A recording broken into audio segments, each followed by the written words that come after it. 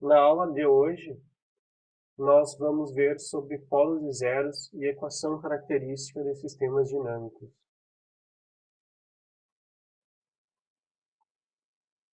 Então, são objetivos da aula. Vamos ver os tópicos sobre polos e zeros de funções de transferência, o significado da equação característica de uma função de transferência de um sistema, a resposta no tempo e estabilidade e equação característica em malha fechada. Bom, dado o seguinte, a equação diferencial de um sistema linear com entrada x e saída y. A função de transferência desse sistema, né, ele vai ser aqui um polinômio no numerador e vai ter um polinômio no denominador.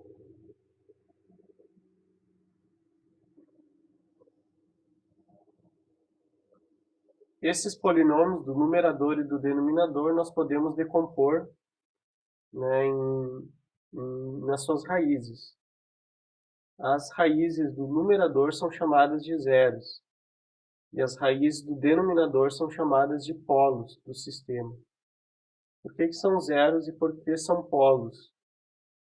Né? São zeros porque quando os zeros são denominados zeros, pois quando S, a entrada, e o valor S for igual ao valor do zero, nós temos a saída igual a zero. Né? E quando nós temos, então, qualquer valor aqui de S igual ao valor do zero, nós temos a saída Y igual a zero. Já os polos são as raízes do denominador, porque são chamadas de polos, porque quando S é igual ao valor do polo, a saída y tende ao infinito. Né? Então, quando S tende ao valor do polo, a saída y tende ao infinito.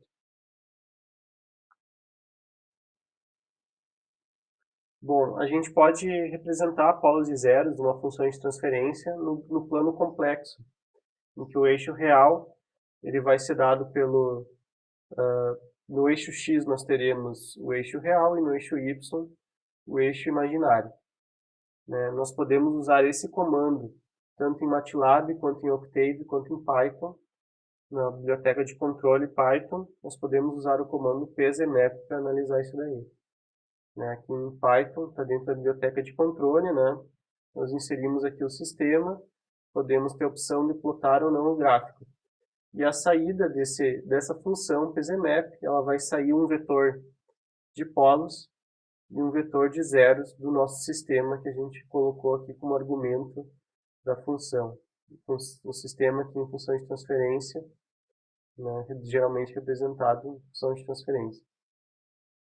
Né, então, em Python vai ser dessa forma, em MATLAB ou Octave a gente pode escolher se vai plotar o gráfico ou não vai plotar o gráfico.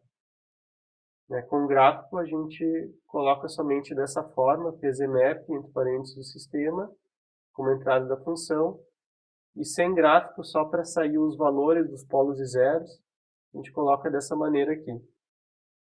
Então, eu plotei aqui no Octave Online, um exemplo, essa função de transferência aqui, ó, g igual a tf, 1 no numerador, ou seja, s mais 1, e no denominador 1, ou seja, s ao quadrado mais s mais 1.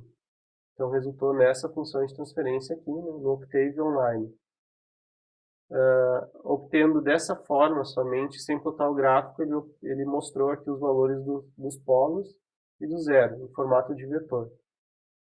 Polo aqui nós temos nessa função aqui polos complexos conjugados e um zero real. E optando para plotar o gráfico, ou seja, sem o retorno de p's, polos e zeros, nós temos aqui o gráfico plotado no plano complexo, que é o plano complexo, com a parte real e a parte imaginária. Nós podemos ver aqui, né, os polos estão em menos 0,5, mais ou menos 0,86 J, né, parcela imaginária, a parcela real é menos 0,5. Já o zero está em menos 1, né, como representado aqui. A gente consegue ver isso no plano complexo, plotando esses gráficos. Bom, a equação característica, o que é a equação característica? Ela representa a característica da resposta no tempo de um sistema. né? Ela é a equação dos polos, cujo resultado das raízes são os polos. Essa é a equação característica de um sistema.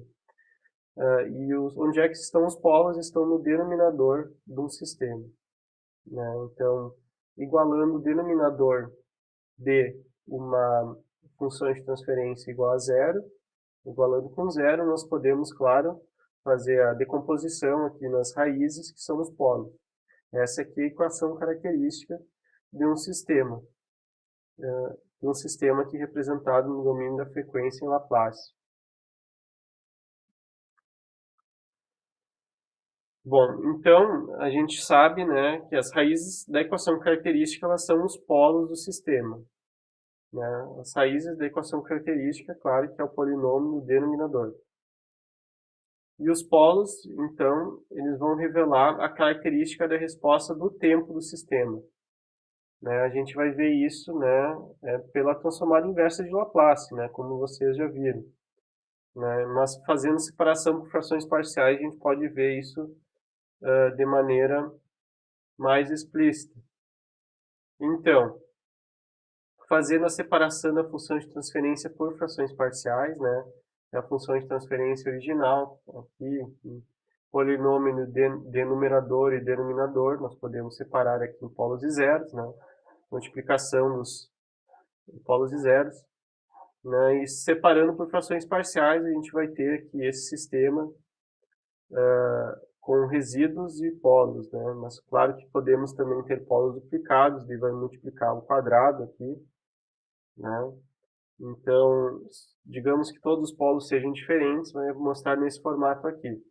Rn, resíduo n, dividido por S menos o polo n, mais um somatório aqui, claro, dos resíduos dividido pelo denominador aqui com um polo único. Então, a gente está separando aqui um sistema de ordem n na soma de vários sistemas de ordem 1. Né? Mais um ganho k, que ele é igual a zero quando nós temos menos zeros do que polos, esse ganho k. E é um valor constante, não é em função de S, quando nós temos o número de zeros igual ao número de polos.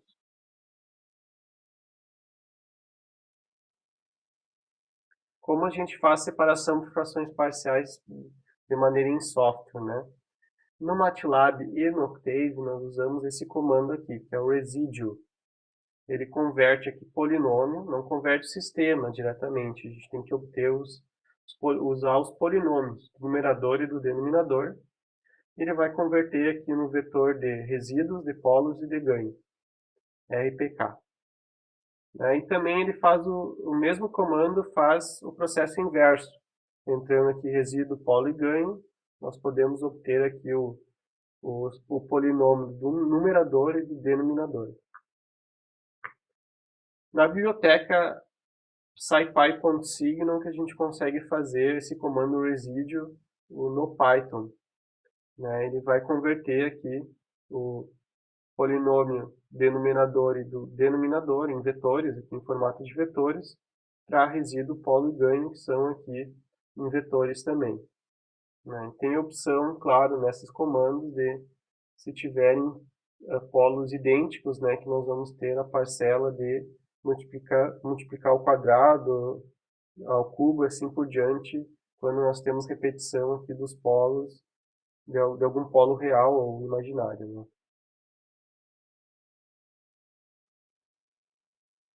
Bom, mas por que a questão a gente consegue ver que a equação característica de um sistema ela é tão importante na resposta do tempo, os polos, e não os zeros? Porque aqui, digamos que seja a resposta a impulso, nós temos uma g de S já separada em frações parciais, aplicando a resposta a impulso em g de S, para analisar como é que é o comportamento no tempo, considerando aqui o k uma constante, nós teremos aqui a resposta no tempo, vai depender aqui, vai ser a multiplicação dos resíduos, multiplicados pela exponencial no tempo aqui em relação aos polos.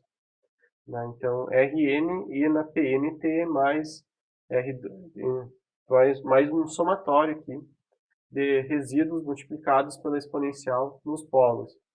Bom, para esse sistema ser estável, esses polos eles precisam ser negativos, ou seja, que com o tempo crescente, todos esses termos diminuam ao longo do tempo. Esse é o conceito de estabilidade. Né? Para ser um sistema instável, ele tem que convergir para zero aqui. A resposta ao impulso tem que convergir para zero com o passar do tempo. Então, para isso, todos esses polos aqui eles têm que ter a parte real, tem que ser a parte real negativa dos polos, ou seja, estarem no semiplano esquerdo do plano complexo. Né? Então, todos os polos devem ter parte real negativa. Vou mostrar um exemplo aqui para vocês de simulação disso. Né? Simulando esse sistema aqui, que é 1 sobre s² menos 4. Né? Quais são os polos desse sistema? São as raízes do denominador. A equação característica vai ser s² menos 4 igual a zero. Então, os polos estão em menos 2 e mais 2. São dois polos aqui. Botando o PZMap, lá no Octave Online, nós podemos ver aqui, está em menos 2 e mais 2. Aqui os x, a gente representa os polos com x. E quando tem zeros, é bolinha. Plotando aqui a resposta ao impulso, né, nós podemos ver que, ao longo do tempo, com o aumento do tempo, a saída diverge.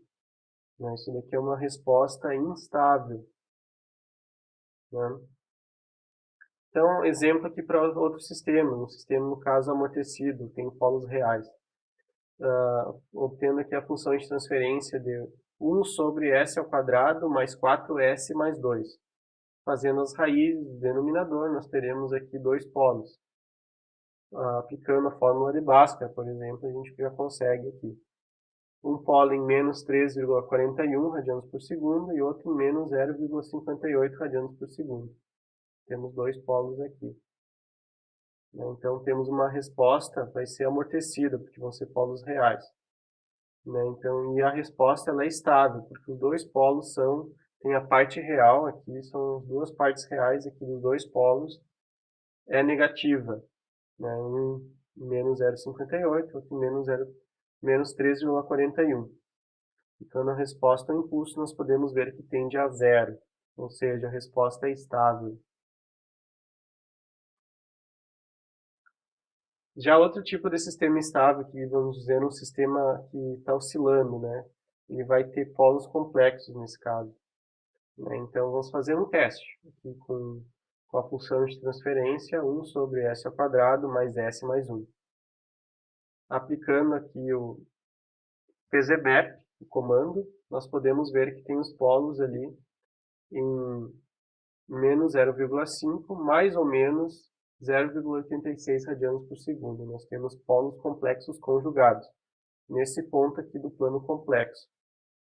Esse ponto aqui está no semiplano esquerdo. Então, no caso, a resposta será estável. Ela é oscilatória, o que causa essa oscilação é o fato de serem polos complexos conjugados. Ela tem uma pequena oscilação aqui. Então, com polos complexos conjugados, podem gerar oscilação, de acordo, claro, com a amplitude da parte complexa. Bom, e se for em malha fechada? Nós vimos na aula passada sobre simplificação de diagrama de blocos. Bom, se for em malha fechada, como a gente analisar se é estável? Ele tem que analisar o sistema em malha fechada. Né? Qual é a função de transferência em malha fechada que nós teremos? Bom, para um sistema mais simples, realimentado, com realimentação negativa, nós teremos aqui a resposta a função de transferência em malha fechada igual à função de transferência direta, né, que é g de S, dividido por 1 mais a função de transferência de malha aberta, que é a função de transferência de malha aberta, que vai ser g vezes h.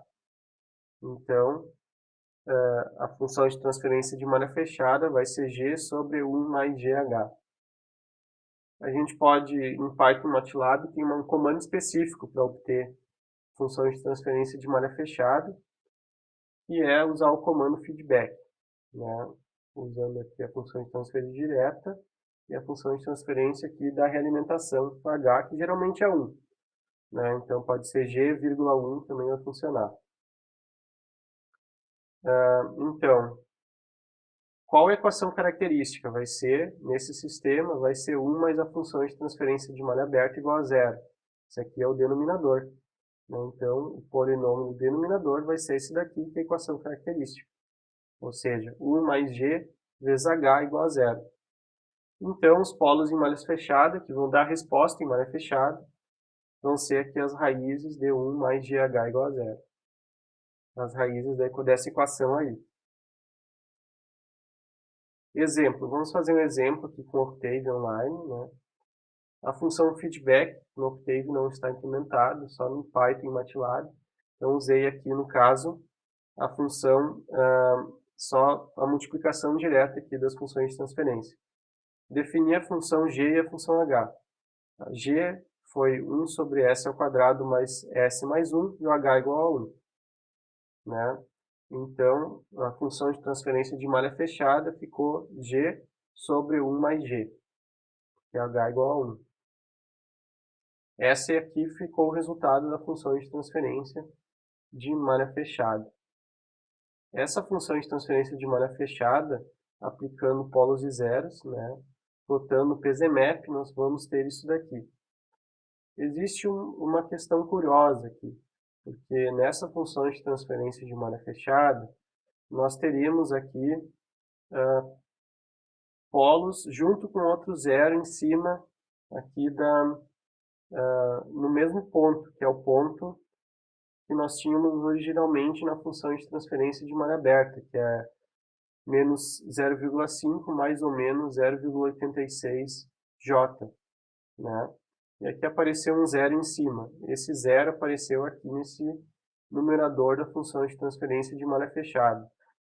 Existe um cancelamento do polo com esses zeros aqui. Existe o cancelamento. Então, na verdade, em malha fechada, nós temos somente esses dois polos aqui, ó, que não tem zero em cima dele. Né? Então, nós temos somente esses dois polos aqui. Este aqui conjugado com aquele lá. A resposta em malha fechada, nós podemos ver que é estável, pois continua aqui no semiplano esquerdo com a parte real igual a menos 0,5. Continua estável o nosso sistema. Então, resumindo os comandos que a gente já utilizou até agora na disciplina, né? O principal é definir função de transferência, em relação a um polinômio aqui de numerador e denominador. A gente cria uma função de transferência, que é um objeto, né? Uma função de transferência de GDS. Obter a resposta impulso, só usar esse comando impulse. Resposta de grau usa step. Resposta de GDS para qualquer sinal de entrada, o de t, né, em função de um vetor no tempo, aqui, então é um vetor de u e um vetor de t. A gente usa o comando lsim. Para obter o vetor de polos e zeros, né, de GDS, a gente tem que ter o retorno aqui, p, polos e zeros, igual a pzmap de g. Né, e para plotar os polos e zeros no plano complexo, a gente usa o pzmap aqui, diretamente, sem o retorno da função. Para separar em frações parciais, sistema com polinômio, numerador e denominador, a gente usa o comando residue, né, entrando aqui com os polinômios do numerador e do denominador, vamos obter RPK. Os polinômios aqui os polinômios não, os vetor de resíduos, de polos e de ganho.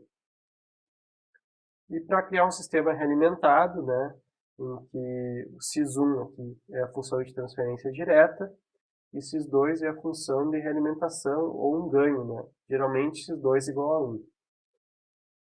E a gente obtém aqui o sistema em malha fechada. O interessante desse comando feedback é que ele já simplifica o sistema, né? Diferente daqui que apareceu zeros, né? E o sistema aparece de quarta ordem. Não, na verdade, malha fechada continua sendo de ordem 2, mas ele já simplifica aqui os dois polinômios para manter em malha fechada sendo de ordem 2. Então é interessante usar esse comando feedback, não fazer do jeito que foi feito aqui, somente aqui por essa maneira. Então, a conclusão da aula de hoje, né, é que os polos da função de transferência são as raízes da equação característica do sistema, né? E essa equação característica que dá a resposta no tempo. E para ver a resposta no tempo, a gente consegue também fazer a separação por frações parciais, né, que vai gerar a transformada inversa de Laplace diretamente. Além disso, outra questão, para um sistema ser estável, todos os seus polos devem ter a sua parte real negativa, ou seja, no semiplano esquerdo. E além disso, quando nós temos um sistema em malha fechada, que tem realimentação negativa, a sua equação característica vai ser 1 mais a função de transferência de malha aberta igual a zero.